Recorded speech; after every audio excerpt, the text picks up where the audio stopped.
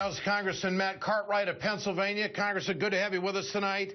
The story is this. Pleasure, Ed. Senate Majority Leader, you bet. Good to have you with us. The story here is that Senate Majority Leader Harry Reid says that there's going to be a vote on unemployment insurance on Monday.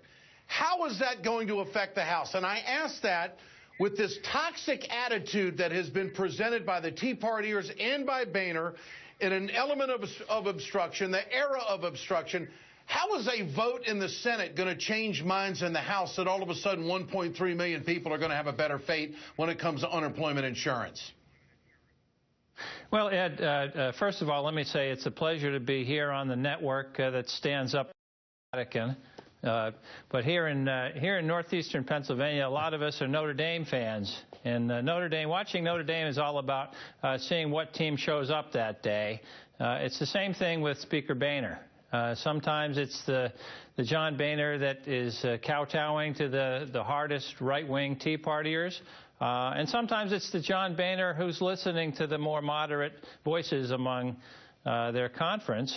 So, for example, we actually passed something that looks like a budget before we left for the holiday break.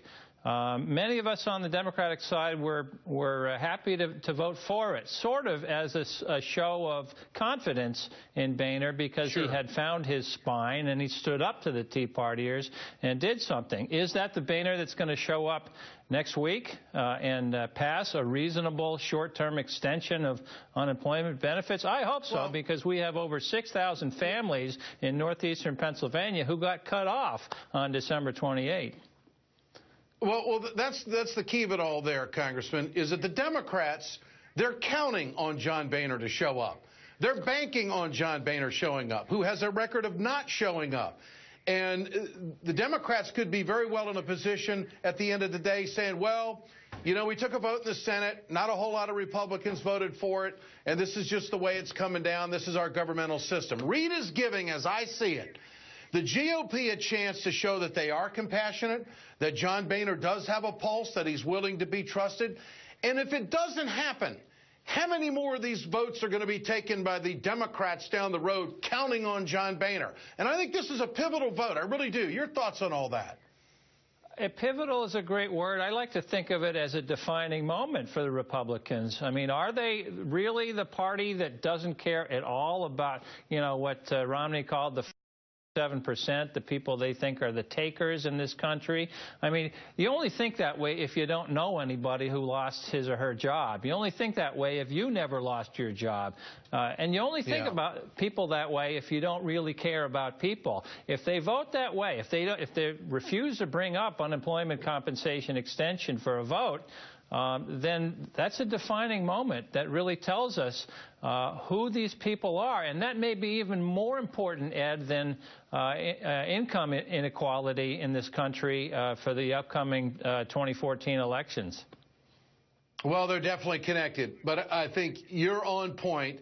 This is a real pivotal moment, a defining moment. Is this the way it's going to be in 2014? Now, granted, there's going to be some Tea Partiers out there that are never going to vote for an extension of unemployment insurance. But what we have is special circumstances in this country right now. We still have high unemployment, even though we've had 47 months of private sector job growth and added 2.1 million jobs this year. But the fact is that in special circumstances, we need to do special things as a government. And to turn to Americans and say, well, it's over with. And these Tea Partiers are saying they're nothing but a bunch of couch potatoes. They're not going to community college and bettering themselves.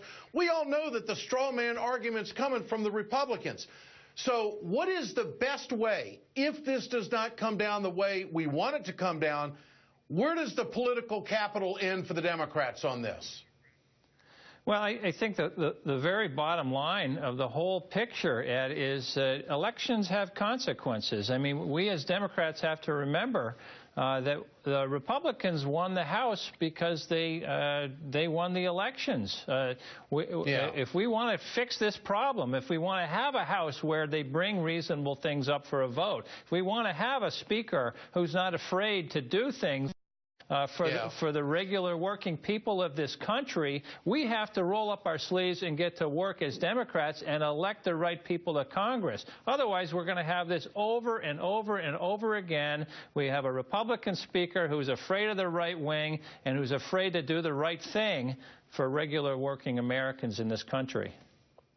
Congressman Matt Cartwright, great to have you with us tonight. Appreciate your time, and we will do it again. Thank you, sir.